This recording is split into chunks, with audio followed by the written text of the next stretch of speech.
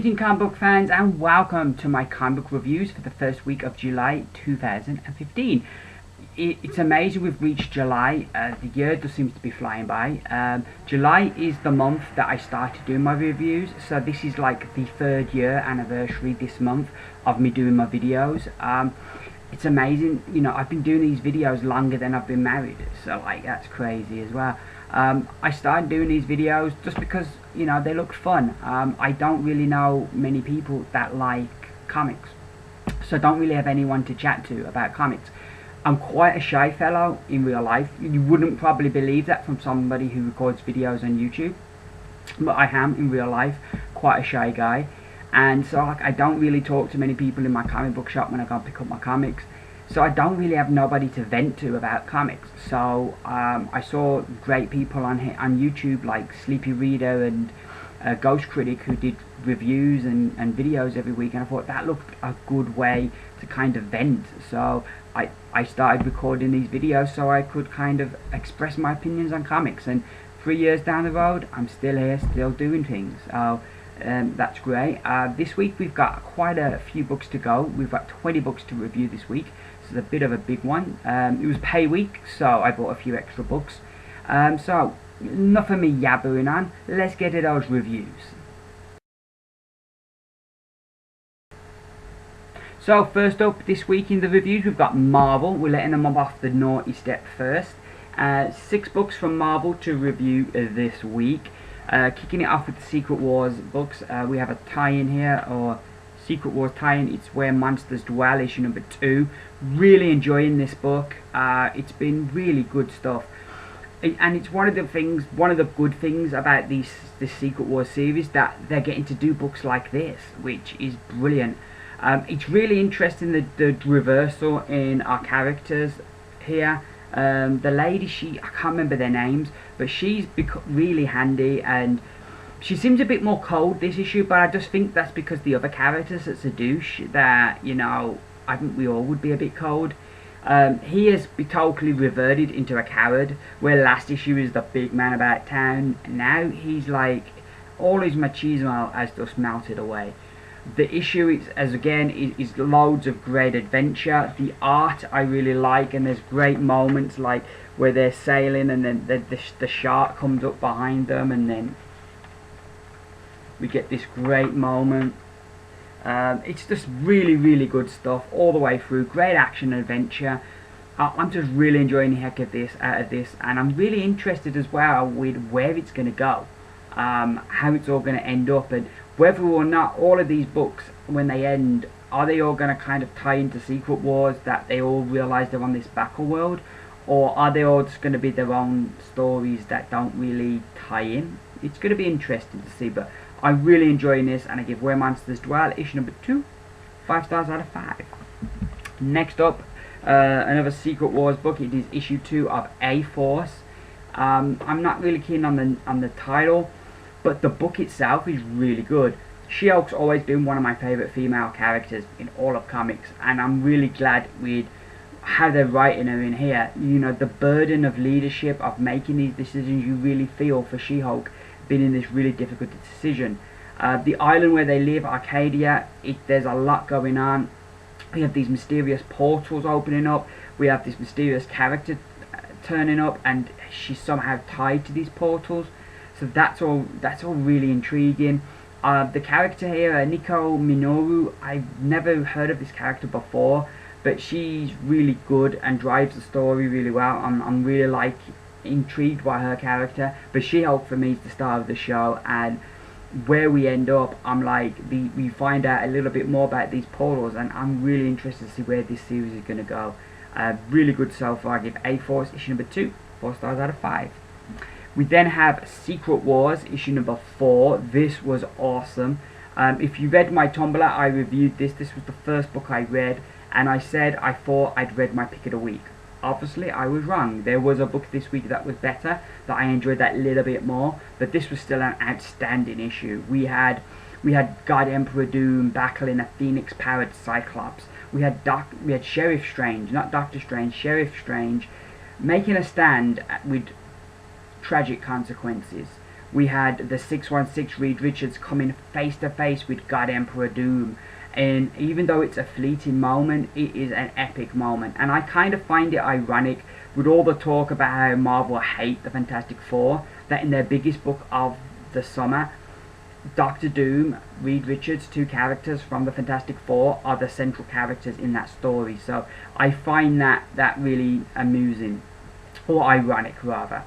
So yeah, this was brilliant. We also have the Cabal battling an army of fours. It is just wonderful, wonderful stuff. The art is just gorgeous, and it, from beginning to end, it's just so engrossing. I absolutely love this series. I was a bit nervous going into this series because Secret Wars was a very special event for me, as it was the first comic I read regularly, and I really wanted it to live up to the name, and they've done that. So far, this has been the best event Marvel have done in years, and I give issue number 4 of Secret Wars 5 stars out of 5.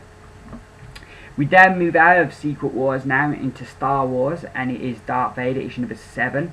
Another good issue. A bit slower than last issue, but this is the first issue of a new arc, so it's setting the new stuff up.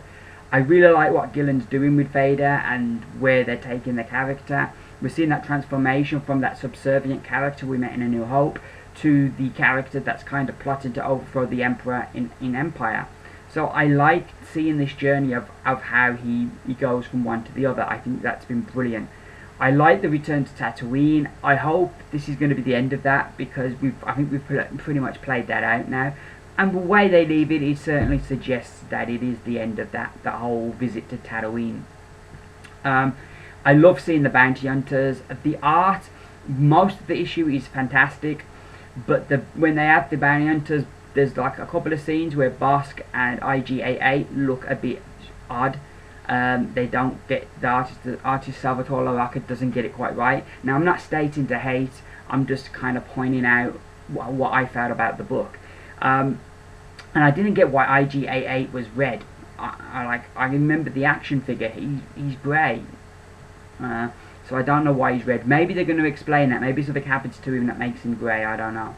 But yeah, this was another really good issue, starting off the new story arc well. Really enjoying this Darth Vader series, and I give issue 7 of Darth Vader 4 stars out of 5. We then have the last issue, Princess Leia, issue number 5. This is the conclusion to the mini-series, and Mark Waid's done an exceptional job on this. I really enjoyed this.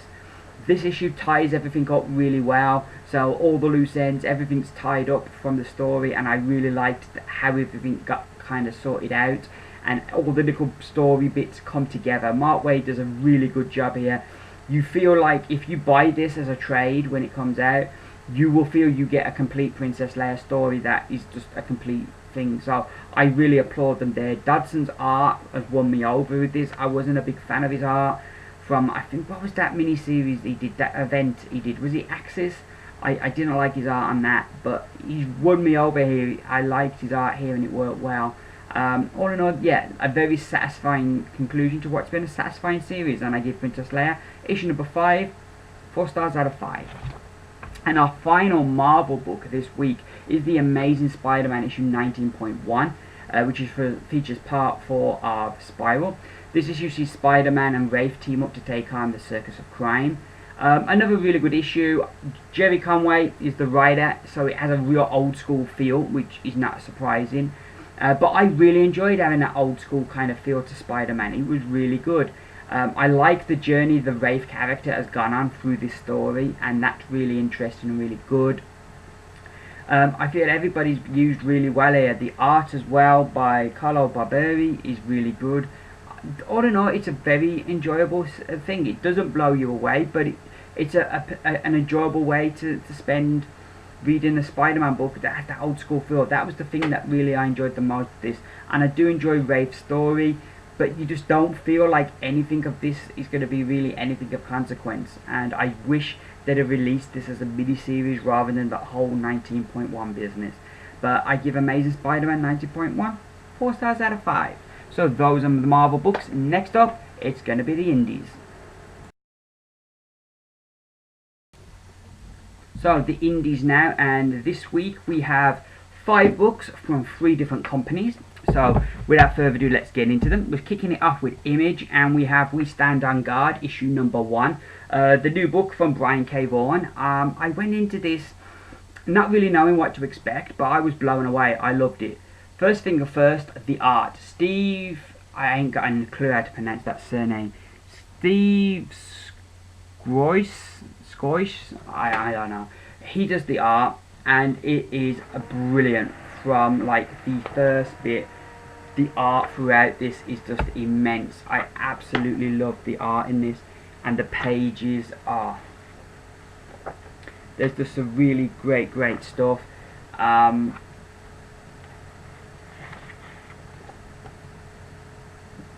Just great stuff all the way through. Shocking twists and turns. The story basically, this is a terrorist attack on America that apparently comes from Canada. So America strike back and like bomb Canada.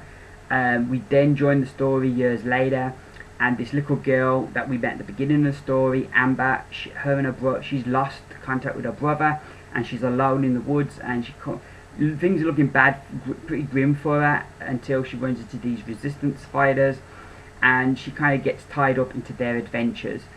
I really enjoyed this. The one thing here that I took from this, it's when I watch the George Romero zombie movies, he doesn't really concentrate too much on what made the zombies. It's more people dealing with this world that they're now in. Same with Walking Dead. It not too much is focused on what caused the zombies. It's dealing with the world we're living in now. And the same with this. We don't really get that deep into what happened between America and Canada. It's just a basic setup. The real story is these resistance fighters and how they're now dealing with this world that they find themselves living in. And I kind of like that, and I hope the book doesn't go too deep into what caused all of this. I just hope it sticks straight ahead with dealing with the world we're now in. I like the book, the characters, a lot of characters I took to. It's a shame my favourite character gets killed, but that was shocking. I did not see that coming. But there were some really great shocks and turns in this issue. There's a great moment where we learn Superman is Canadian and was created by a Canadian, which I loved that story. That was really good. But all in all, this was just an absolute joy. Art-wise, story-wise, I just really enjoyed this, and I'm looking forward to the next issue, and I'm glad I've already put it on my pull list, because I've only ever read Saga. That's the only Brian K. Vaughan stuff I've read. So I was really excited to read another Brian K. Vaughan book, and it lived up. I certainly will have to search out more of his stuff if it's all this good. But yeah, I give We Stand on Guard, issue number 1, 5 stars out of 5. We then have, also from Image, we have Jupiter's Circle, issue number 4. This was another issue that just really surprised me. We continue the story with Fritz, I think he calls himself the Flare. He and this girl April, he's gone off with this young 20-year-old, left his wife and his kids, and we have his story, and wow, what a story. I did not expect this. This was another issue that has totally caught me off guard, and I just really enjoyed the heck out of, and really shocked me with the direction that it took. I think this is probably part of I don't know how much about these characters you know in Jupiter's Legacy, how much we know about these early guys, but certainly I'm like, wow. I was just really in shock the direction that this story takes. Really great stuff. Really enjoyed the heck out of this. Really another really good issue, and I give Jupiter's Circle, issue number 4, 5 stars out of 5. So now moving over to Titan Comics, and we have a Doctor Who, Adventures of the 12th Doctor, issue number 9. This is a brand new story starting here as the Doctor takes Clara to Las Vegas in the 60s. So they have a bit of fun. Go and see the Wolf Pack, which is kind of their version of the Rat Pack. I don't know if there's kind of like copyrights that you can't use the Rat Pack. I don't know, but they you can tell it's the Rat Pack, but they've just changed the names slightly. So that's really fun. It's a really fun story. The Doctor wins loads of money at the casino, ends up getting taken in by this mafia boss who kind of wants to know how is he cheating him, and then kind of like there's all kind of alien shenanigans show up. So yeah, it was a really fun adventure, as you'd expect for a book set in the 60s. The beginning of the book is really great, as well as the Doctor recounts this story from Time Lord history, which is really great. And then we go into the main, then we jump back into the main story. Really good stuff. I really enjoyed this. Look forward to the next part, and I give issue 9 of the 12th Doctor Adventures 5 stars out of 5. It was another good issue. We then have Imperium issue number 6. This is one of my favourite books right now, and this was another excellent issue. I love the interactions between all the different characters. That was brilliant. I love the way they have this blocker that can block Arada's powers.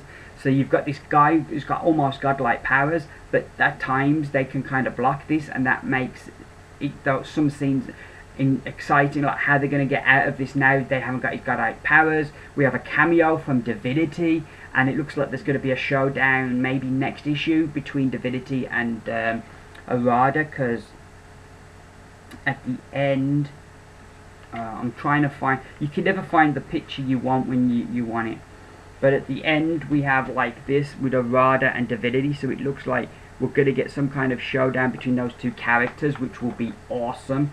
But yeah, this was just fantastic. Once again, was just absolutely fantastic. This is one of my favourite books right now, and I give Imperium issue number 6 5 stars out of 5. So our final indie book for reviewing now is Exo Manowar issue 38.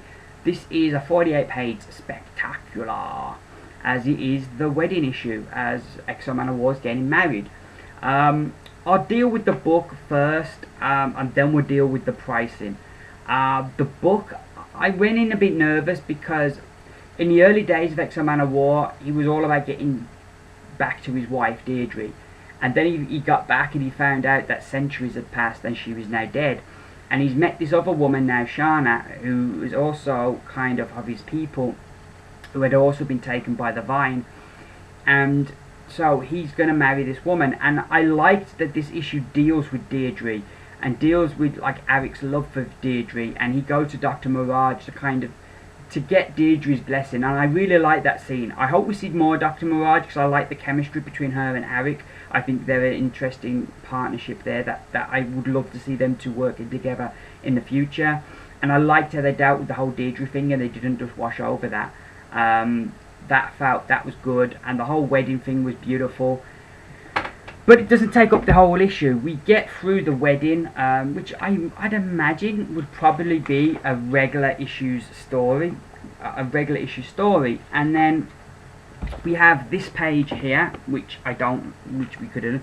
We have this 5-page story called The Lady Shana, written by Amy Chu with art by Clayton Henry, which is 5 pages of gold, as it really adds to the main story, as we get to learn a little bit more about Lady Shana, which is great.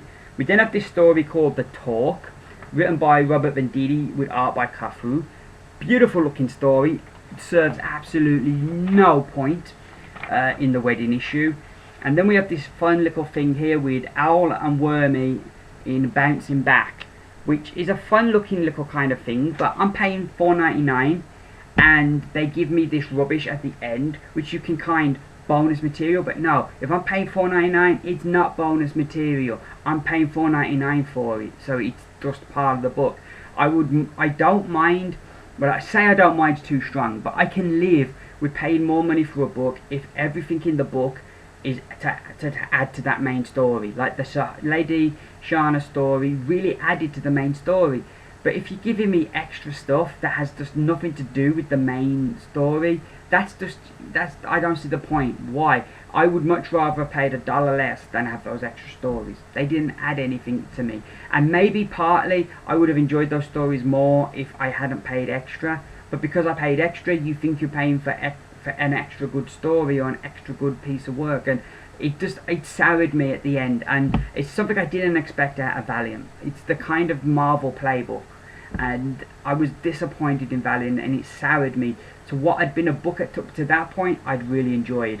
So I'm going to give issue 38 of Exo Manowar 4 stars out of 5, and that's only because the main story was so good. So that's enough of me ranting. Next up, well, maybe not, there may be the more ranting, because next up I'm going to review the books from DC. So here we are now with DC. We've got a massive 8 books from DC this week. So let's get into these without further ado. First up, a book from about a month ago. It is the Mega Men issue number 1. I kind of, at the moment, I'm a bit annoyed with kind of like pricing. It's a big bugbear for me with like Marvel and now Valiant. So I kind of want to support, if I see a good $2.99 book, I want to support it, because I feel that if we have $2.99 books and we support those and they sell more than the $3.99 and $4.99 books, then the publishers are going to say, well, look, if we give people value for money, they're going to go for that. Fortunately, that's not going to happen, because you look at the sales figures every month, and the $4.99 books are always the top sellers. So I'm fighting a losing battle here, but I can carry on the one-man fight, if you will. But I like the cover for this, and hearing it was a bit of a sci-fi kind of story, I thought I'd give it a go. Coming out of it, I think I was clearer what it was about going into it than coming out of it. I was completely confused. I like the stylized kind of layout at the beginning, how they do that, and they do that in the first 2 issues.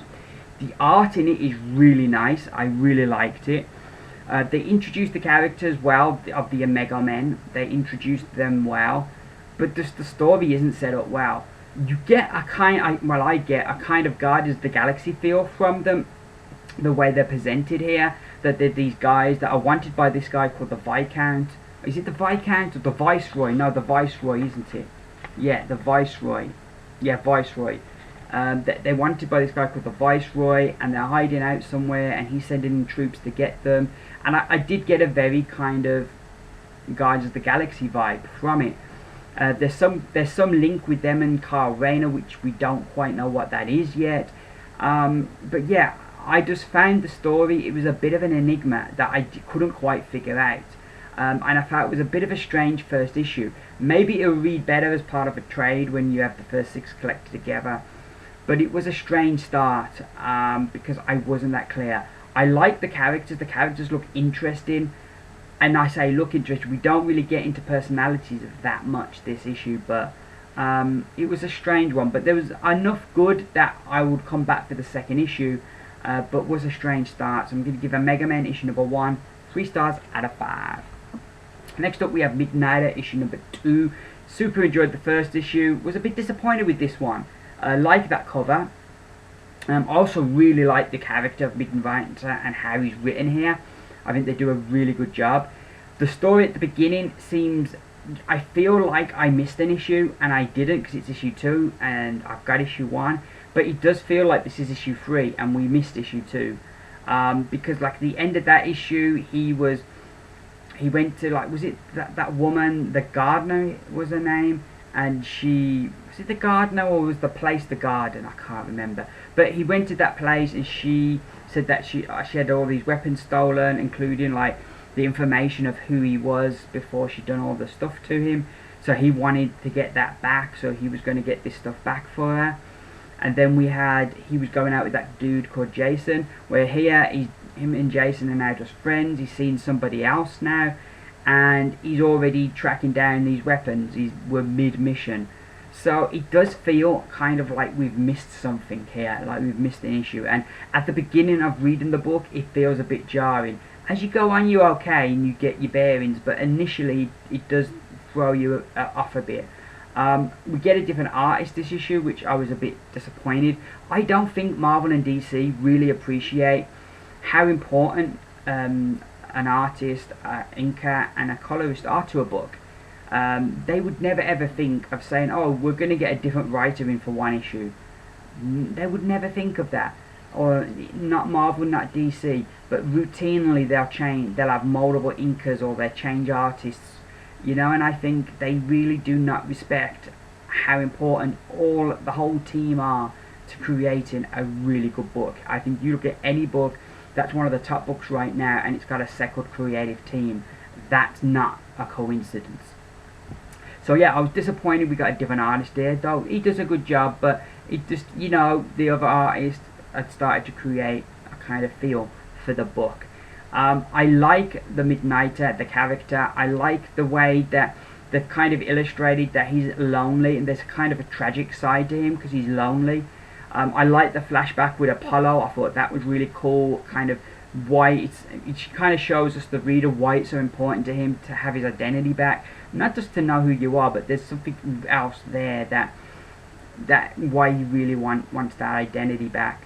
I like he goes after this woman who's got the weapon, the 6 Sounds of Death, which I liked. It was very much like a kung fu movie. I loved that, and I loved how he dealt with that whole situation.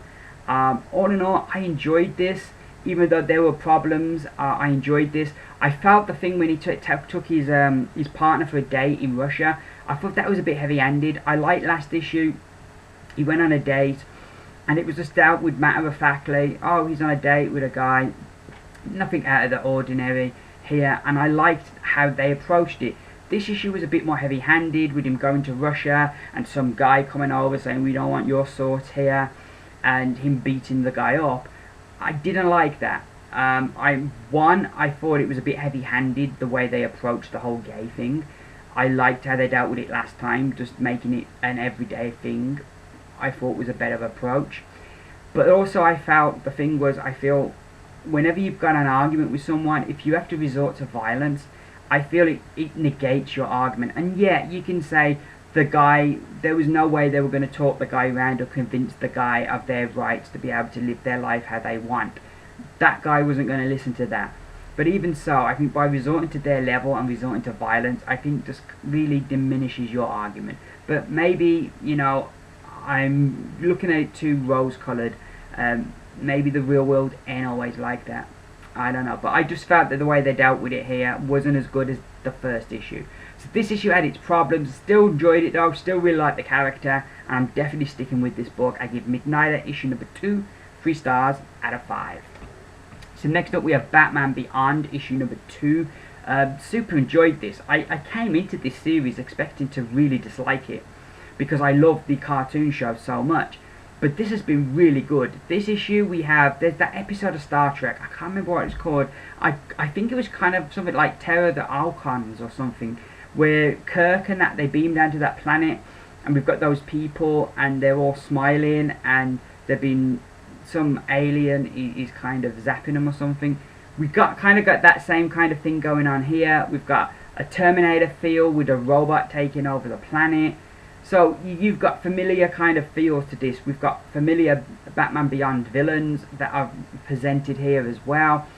So there's the familiar as well as kind of giving us new stuff. So I liked what they did here. The whole issue, we've got Batman, basically his suit needs charging. So he and Barbara Gordon are trying to stay away from being processed and are on the run from the villains. And it's kind of like one whole chase scene, and it gives plenty of time for them to catch Batman up on what's happening and what's happening in this future. So I really enjoyed this. It was a lot of fun. The art was really good, the story was really good, and so far this has been very enjoyable, and I give Batman Beyond issue number 2 5 stars out of 5. So next up we have issue 2 of the Omega Men, which again, I gave it a go. That's all I can say. I don't think I'll be back for number 3. I felt, again, I really like the art, I like the cover, I like the stylized way that they begin the issue. There's some interesting political stuff in this issue with the planet where the Omega Men were hiding. That now the Viceroy has gone to this planet and said that they have to surrender so many of their people for execution because of the soldiers that were killed on this planet. So there's an interesting kind of political situation there that I found intriguing. The Omega Men are accused of killing Kyle Rayner, yet he's still alive. That was confusing, but obviously the Omega Men are up to something. The thing that I felt I didn't like about this issue is it feels, and maybe I've read this totally wrong, but it feels like the Omega Men are terrorists. Now, science fiction has a great history of being able to take things that are difficult to kind of do a regular series and talk about, but you can place it in a science fiction setting. You look at Star Trek, for example. America at that time was coming out the era of McCarthyism, with just the accusation that you was a communist or you had communist leanings. was enough to get you investigated. And Gene Roddenberry wanted to speak about things like civil rights, like racism, like Vietnam, but he couldn't do that on a regular TV show. So he set this show in space, and he could get away with stuff like that. He could now tell the stories he wanted to by setting it on other planets. And the executives didn't pick up on it, and he was able to do that. And science fiction has a great history of being able to do that throughout its history. With this though, I feel at the moment where I'm at, we've had this terrible thing that's happened in Tunisia with the anniversary of the 7/7 bombings here in the UK, and I just feel it's a time I don't really want to read a book that's about terrorists. Now I might be wrong, and that might not be what the Omega Men are, but where the first issue, they reminded me a bit of the Guardians of the Galaxy. The Guardians of the Galaxy, they're kind of your lovable scoundrels. The Omega Men are definitely not your lovable scoundrels. They are ruthless.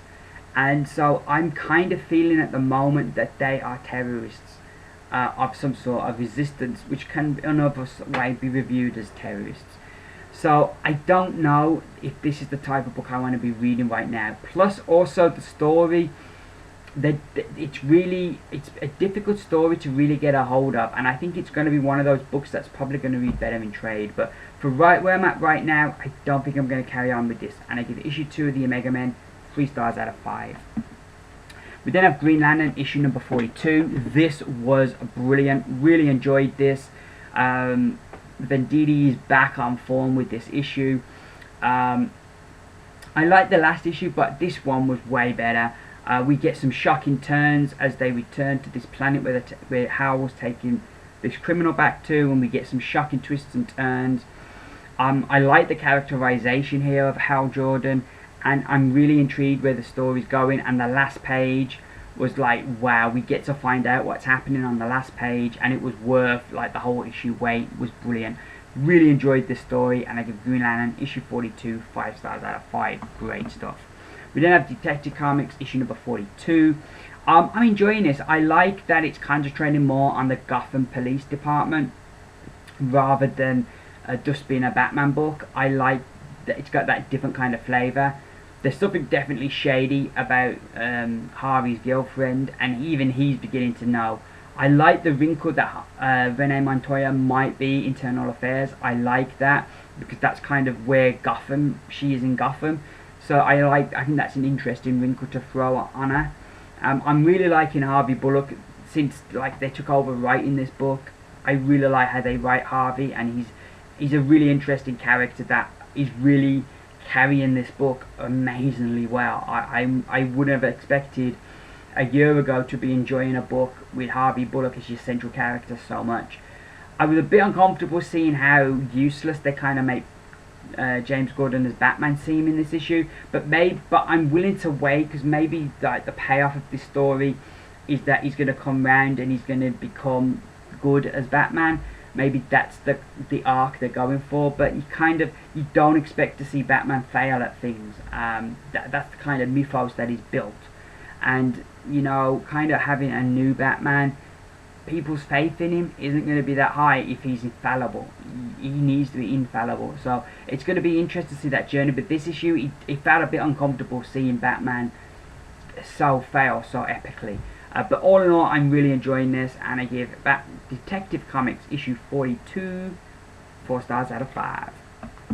So our penultimate DC book, it is Green Arrow issue 42. This was brilliant. This new creative team win me over more and more every issue.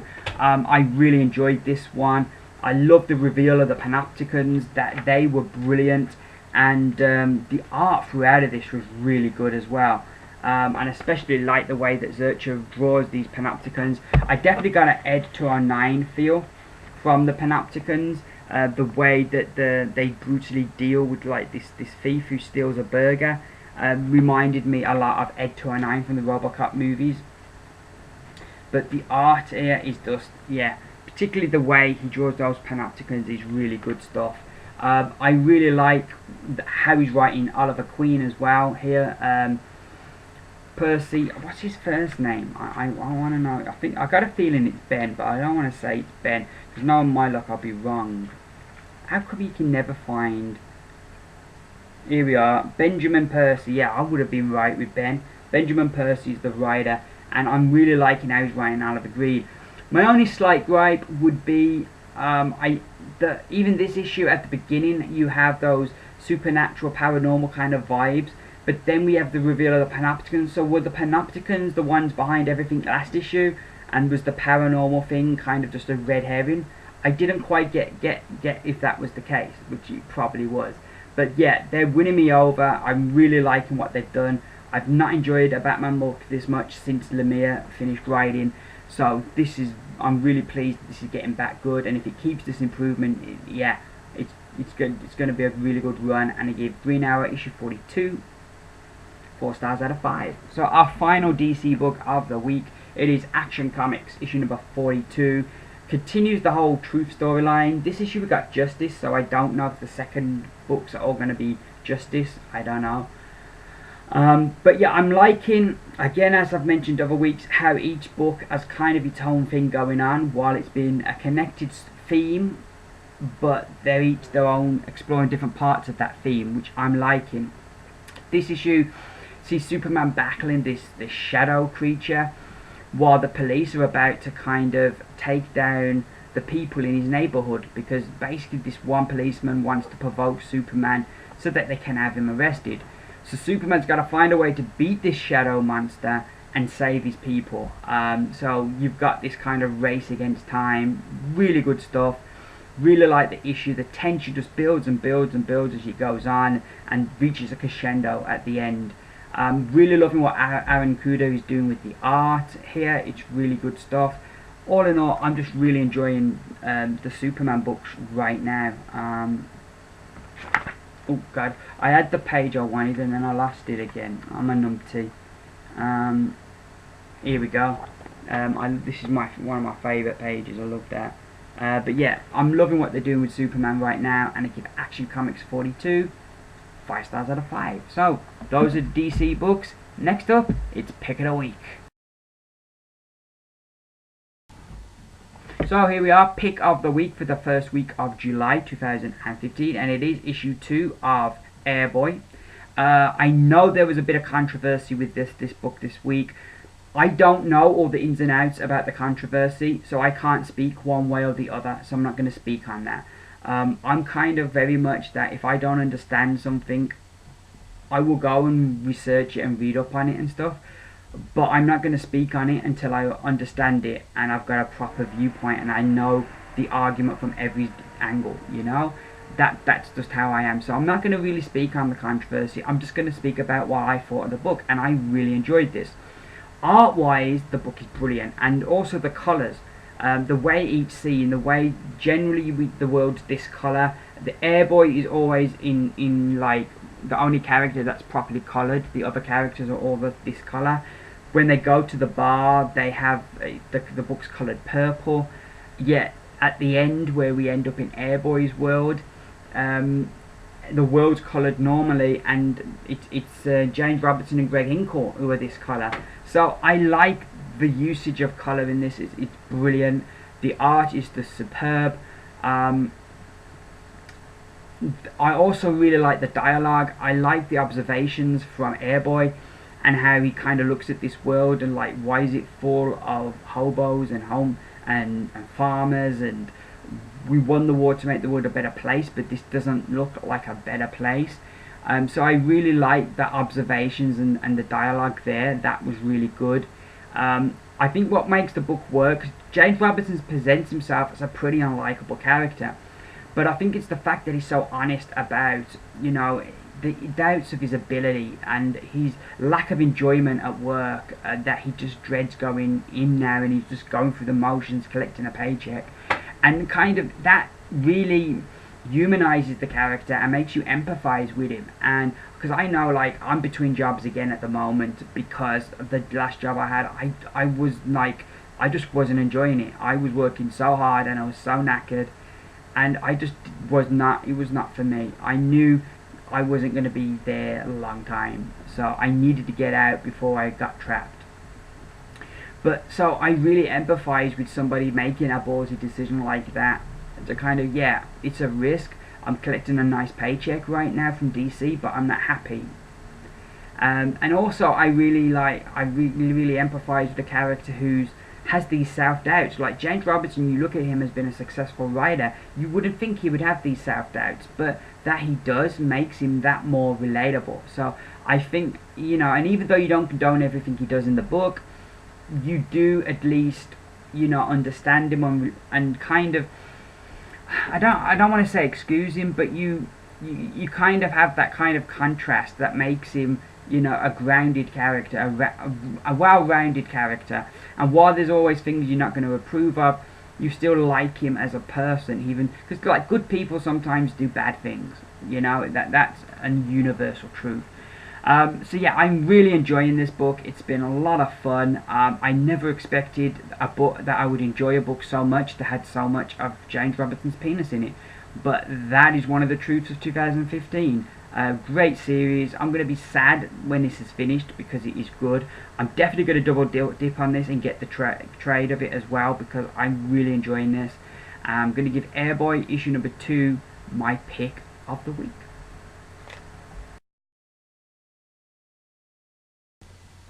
So here we are at the end of the video, so it's time for Company of the Week.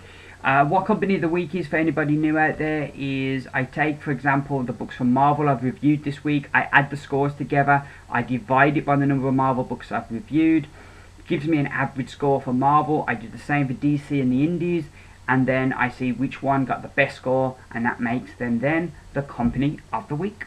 So this week we have in third place with an average rating of 4, DC Comics. The 2 Mega Men issues and Midnighter really dragged the scores for that down, for DC down. In second place with an average rating of 4.3 was Marvel. So yeah, they were second place this week. It wasn't that it was a bad week, it was just there were more 4s than 5s. And then in top place with an almost perfect score of 4.8 we have the Indies. Really good week for them. Only one book out of the, I think it was 6 indie books I had in total, only one of the 6 books got a 4, the rest were all 5s, and that's what put them top of the class this week. So I will be back on New Comic Book Day with Dude's Comic Haul, and 13 books I think I've got this week to pick up, 13 or 14. I've dropped a couple of books. I dropped Age of Apocalypse and Civil War. Age of Apocalypse is a $4.99 book, so I thought, yeah, I'm going to drop that. Civil War dropped, and I dropped 1872. I thought they were all books that I can wait and see what they're like when they come on the Marvel app Marvel Limited app in 6 months' time. So yeah, I dropped them. I'm tempted to pick up a new miniseries from Dark Horse called Negative Space, but I'm in 2 minds whether to try that one out. But yeah, but you'll find out what I get this on New Comic Book Day when I upload my new video. Then my next review video will be up some point, maybe the weekend, early of next week. That's when that will be up. So yeah, thank you very much for watching my video. Please, if you like the video, give me those beautiful thumbs up, let me know you like what I'm doing. I will see you again soon. I've been Jason. This has been my comic book reviews. Bye for now.